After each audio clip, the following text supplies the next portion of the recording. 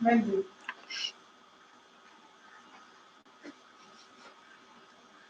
You can see yourself like this.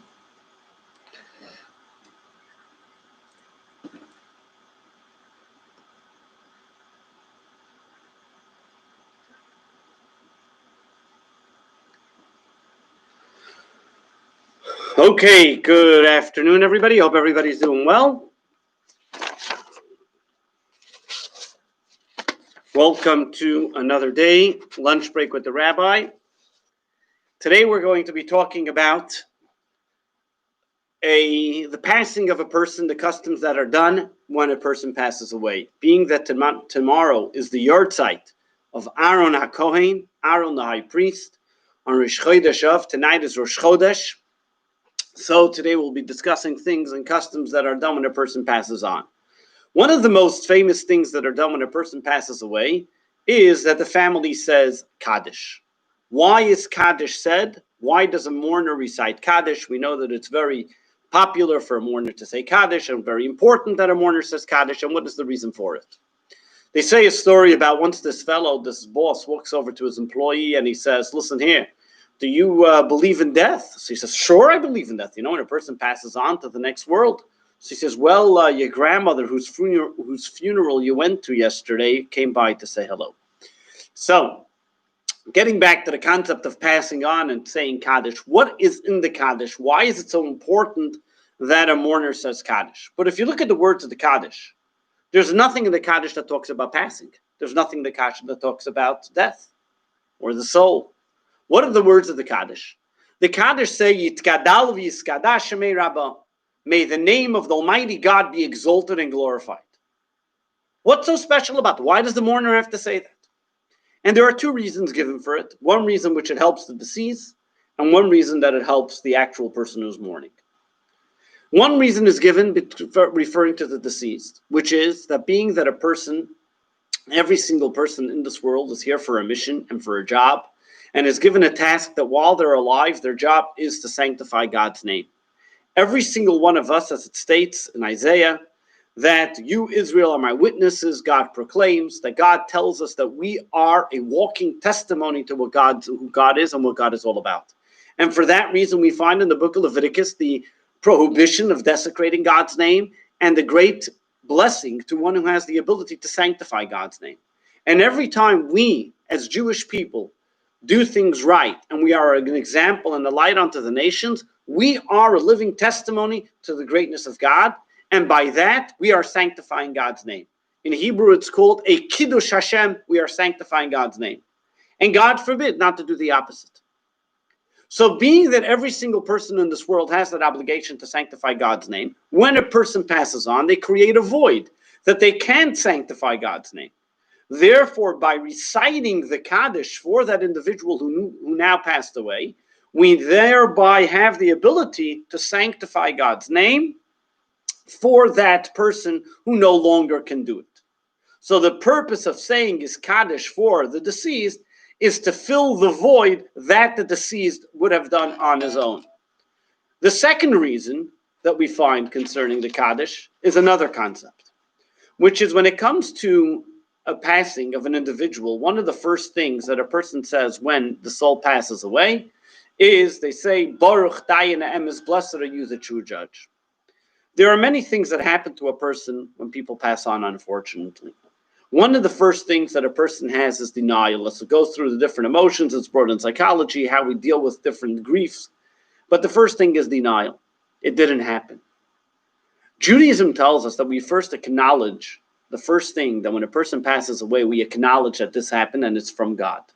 And we say, Baruch Dayan Emes, the blessed are you, God, the true judge. By reciting the Kaddish, it's an affirmation that we are accepting that what God did, because of God's greatness, that this was all in God's will. So the reciting of the Kaddish helps the person mourn and grieve by acknowledging and understanding and appreciating that every single person comes into this world for a limited amount of time, for a purpose and a mission. And now by saying the Kaddish, you are now showing that you affirm to what God's decision was. As well as we know that in Judaism, the concept of the soul passing on to the next world, which we find one of the great dichotomies in the concept of mourning and passing and death is that the soul, once it passes on, has reached its utopia. It's reached its mission in this world, and that's why it passes on. And therefore, for whatever reason it may be, the soul reached its mission, and for that, God took its soul back. However, the people on this world are still mourning its passing. It's for that reason that the actual day of the passing of the person, when they pass, the obligation for the family to mourn, to setshiva, to have shloshim, the 3 periods of mourning. But for every year after that, which is called the yard site, it's no longer considered a sad thing, but it's considered a great celebration, because every single year on the day of the passing, through the actions and the deeds and the good actions of what the family and friends do in memory of that person, the soul escalates and high, and therefore in many even places they didn't say tachnun. It was considered a great celebration. You see, they make a kiddush, they put l'chaim, because this is all, as we make more blessings and more mitzvahs for that soul, the greater the elevation of the soul. So there's an obligation as us as individuals living in this world, as we say it actually in the Yizkar prayer, the reason why the family donates tzedakah in memory of a person who passed away, because tzedakah is the most physical, tangible, materialistic mitzvah that the soul cannot do. As great as the soul is and as high as the soul cannot accomplish that mitzvah. So we as the people in this world do that mitzvah in honor of the soul, thereby giving it an elevation to the soul in the higher world. So every single year on the yard site of that individual, through the family saying Kaddish, through the family saying, doing a mitzvah, a very physical, tangible mitzvah, they make an elevation for the soul. So just to summarize, the 2 reasons of why we say Kaddish is, number 1, it's an elevation for the soul, meaning the deceased had an obligation to sanctify God's name. Now the mourners are taking the place by saying Kaddish for it. And number 2, it helps the mourners grieve by affirming that God orchestrates every detail of our existence, and therefore the Kaddish helps the mourner move from non-acceptance towards healing about the loss of their loved one. The next part that we go to, which is another very common question that I get, especially by unveilings, which is, why do Jews place pebbles on headstones? And why don't we leave flowers at a grave? So the first source that we find for the concept of leaving pebbles on a headstone comes from the concept of why we make a headstone, period. Who was the first one to make a headstone? And the first one to make a headstone when a person passed away, we find in the Torah, was Jacob, when Rachel, his wife, passed away on the way to Jerusalem, on Beis Lechem. It says that he buried her there on the side of the road, and he put a monument that people should know where she passed. This was also for future generations. When the Jewish people were exiled from the land of Israel, they were then able to stop at the grave of Rachel to pray that she should pray on behalf of the Jewish people. The basic reason of why we leave a pebble is, number 1, as a symbol of putting a headstone, but even more so to show that a person came to visit this grave. You know the story about the woman who spoke to the rabbi and said, "Rabbi, if you can please bury me in Bloomingdale's." She said, "Why would you want to be buried in Bloomingdale's?" He says, "Like this, somebody comes to visit me." So the concept over here is that we leave the pebbles on the headstone so that to show that the deceased is loved, and people came and visited and respect to the person who's deceased, as another method of a monument, being that now everybody can put up a stone. There's stones already there. So when we put a pebble on top of it, that is to put a monument as well. Why don't we do flowers? Now, in order to explain a reason why we don't do something, it's much harder to find a reason why we don't do something than why we do something. The common reason that was given why we don't put flowers is there's a certain concept and precept in the Torah, is that Jewish people should not follow customs of the Gentiles. Being that it became a Gentile custom to throw flowers, therefore Jews did not do it. In some circles, they do put flowers, but they do put plants, not necessarily flowers. The reason why we don't put flowers is because flowers are about physical beauty. A soul requires a spiritual beautification. And therefore, on their behalf, instead of putting flowers, we would study something of the Mishnah. The word Mishnah is the same letters of neshama. We light a candle, because a candle is the word, candle is compared to the soul of the flame. As it says in Proverbs, Ner Hashem Nishmas Adam, the candle of God is the soul of the human. So a candle is symbolic of the soul. So therefore, these types of concepts were symbolized, especially once a soul leaves the body, which it's absolute spiritual, they symbolize the spiritual significance in the person. So we focus on the spiritual aspect, not on the physical beautification of it. There are, as we mentioned, some people don't only put pebbles on the tombstone, but they put plants or grass by it, but not flowers.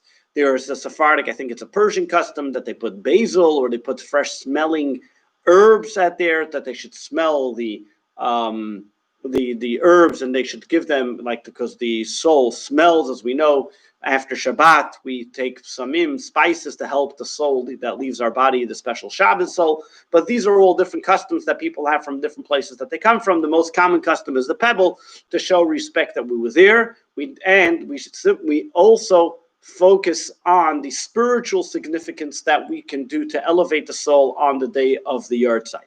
So therefore, for the customs that have been done for people that have passed away, especially on their yard site, or especially on the day of their passing, or immediately after their passing, or at any time to do something in memory of somebody that has passed, is to do something of spiritual significance, a mitzvah that they themselves cannot do on their own. So for example, whether it's the study of Torah, a physical act of tzedakah, of charity, and that's why you will find many dedications were done in memory of this person, in memory of that person. It is not to show off, it is because every single time we verbally say that I'm doing this in memory of a person who passed on, we are actually giving the person who passed their soul a boost in the world to come and the world above. So I know we discussed today a lot of morbid things talking about passing, but as we know, Judaism teaches us, especially as we read in this week's Torah reading, about Moses is right before his passing, giving his last will and testament to the Jewish people. And we know that as long as the children are alive, the parents are alive, that means as long as we continue to live the legacy of those that have passed on, they are very much alive within us in everything we do. And we hope and pray for that time and come, that we continue to only do things that will be of an elevation to the soul. Until that time, they'll be reunited with our loved ones. And as the prophet Isaiah tells us, Bila hamavas lanetzach, that death will be swallowed into the ground once and for all, and we'll be able to celebrate happy occasions, many more of them. Tomorrow, just a little insight into what tonight, I should say, is Rosh Chodesh Av, is the first of Menachem Av. The Talmud tells us, and Code of Jewish Law brings it down, that once the month of Av begins, we decrease in joy. That means every single day you should be increasing in joy. But once the month of Av comes, we have to decrease in joy to mourn the destruction of the temple. The 9-day period, which is the most intense period of mourning the destruction of the temple, begins tonight. It is also, as I mentioned, the yard site of Aaron HaKohen, who Aaron was a person who believed in pursuing peace, loves peace, and was able to find the beautiful positive in every single individual. And this is so apropos, especially in this time, right before Tisha B'Av, because as we know, the destruction of the temple, the second temple especially, happened because of baseless hatred. It is therefore a time that we resolve on Aaron HaKohen's yard site, that we resolve together to be able to increase in baseless love for one another, as this is the antidote to bringing about the third and everlasting holy temple. May it be now. Amen. Thank you for tuning in. Tomorrow, join us for Rosh Chodesh special edition, lunch break with the rabbi, on Rosh Chodesh Av, tomorrow at 1 p.m. God bless you and have a great day.